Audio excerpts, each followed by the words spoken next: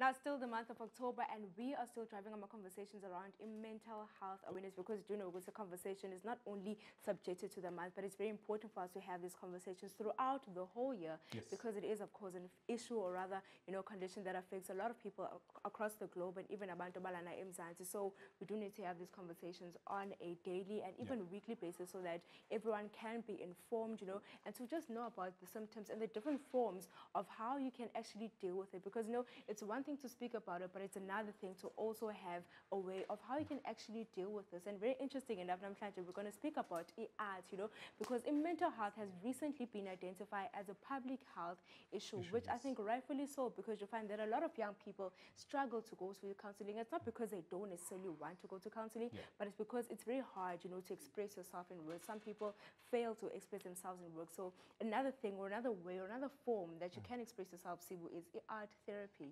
You don't necessarily have to say anything, but through art, you can find a mechanism rather that's going to work for you to express yourself. I think with what you just said now, Mihlali, it's very important, because we've seen ways of how to actually cope with this, with people actually making music and doing some other stuff. But right now, ladies and gents, we do have an art physiotherapist. She goes by the name Gillian, Lasker, Lourenco. We want to welcome you to EKSE. How are you? I'm all right, thank you.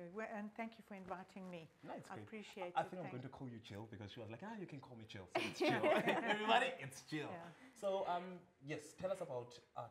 Can I just make one thing clear? It's not art physiotherapy, it's art therapy, or art psychotherapy. No, because physiotherapy is for the body, and even though the body is really important in art therapy, we're not focusing on the body, we're focusing on the art. On the art. Oh, okay. So tell us about that. Thank you for the correction. Okay. Yes. So let's dive straight into it. What is it, and how you actually got involved with it? Okay. Well, art therapy is a form of therapy like all sorts of other therapies. You have psychotherapy and cognitive behavioral therapy and family constellation work. There are all sorts of different forms of therapy. And art therapy is one of what we call the arts therapies, because you get drama therapy, music therapy, play therapy.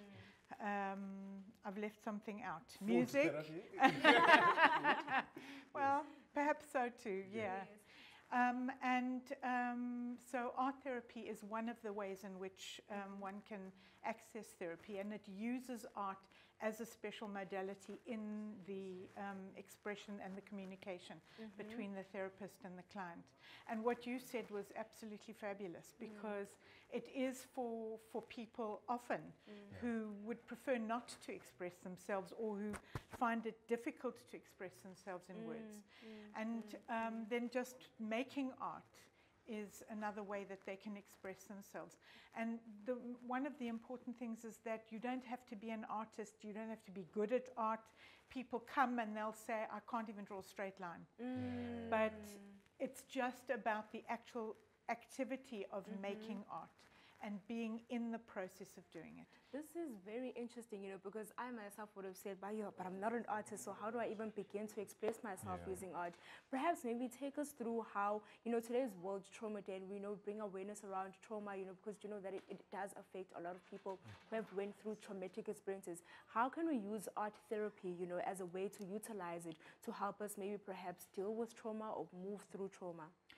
Well, trauma is a big subject, and I mean there are things that one can do in the present to just reduce the effects of trauma, because as you know, trauma is not what happened to us, but how our body is affected by what happened to us, because lots of people can experience the same things, and one person will experience it as traumatic and somebody else won't.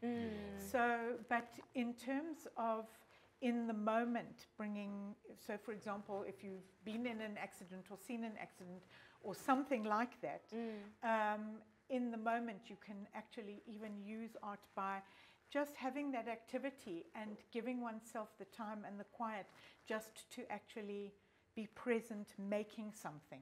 Just drawing, it can be doodling, it can be even repetitive design. you know, just something that allows somebody's body just to settle. But for long-term trauma, then what, you know, often it's important to be able to say, I need some help with this. Yeah. And that's when one would go to a therapist and ask for prolonged sort of therapy. And art therapy can be very effective in working with trauma. And because often one's experience of trauma, you can't express in words how it was and how it's felt in the body. It's actually sometimes easier to express on paper or with clay or with collage or making things.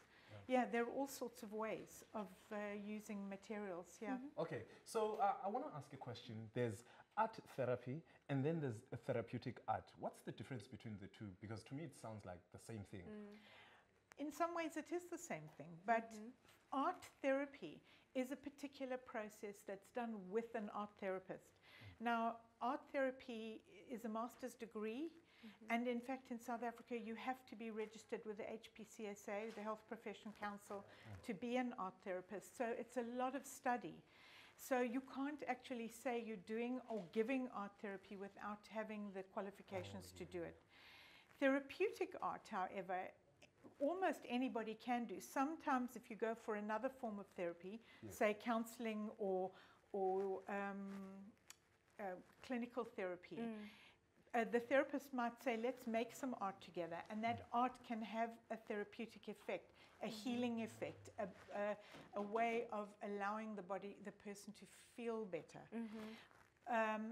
So you could make art at home, and that art helps you understand something better, bring your emotional temperature down, and that's therapeutic. So it's therapeutic art. So therapeutic art, I believe all art is therapeutic. That's my own. I think we innately born to know how to heal. Our body knows how to heal. When we get a scar, the scar goes away. Do you know what I mean? It might still be there on some level, but it will heal. It will heal. And I think even emotionally and psychologically, we can also heal from trauma or from just things, difficulties. Most definitely. And can you please maybe tell us about the different facilities that are available for people to, you know, go and consult if maybe they would like to have a session of art therapy, or if they would like to get to know more information on how they can get involved with it? Well, there are quite a few art therapists in the whole of South Africa, and quite a few in Cape Town. All of them are online. You'll find there's an organization called Sonata and another one called Art Therapists. I think it's the Art Therapists Association. So Sonata is for drama, music, just movement, all around, all of them. Yes. And the art therapists will have their own website. But if you go to Google and Google art therapy, you will find somebody. You will find someone.